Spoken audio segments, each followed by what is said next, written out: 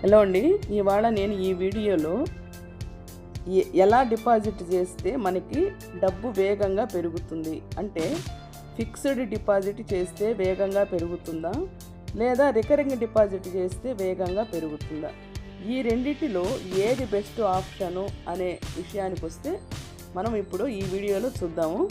జనరల్గా బ్యాంక్స్లో recurring డిపాజిట్ని RD అని, fixed డిపాజిట్ని FD అని ఈ విధంగా పిలుస్తూ ఉంటారు.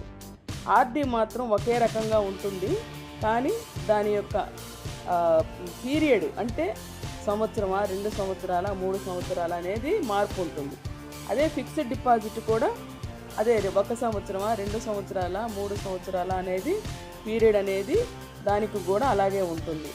సో ఈ పథకాల మధ్య తేడా కూడా ఉంటుంది. సపోజు ఇప్పుడు కొంతమంది చిన్న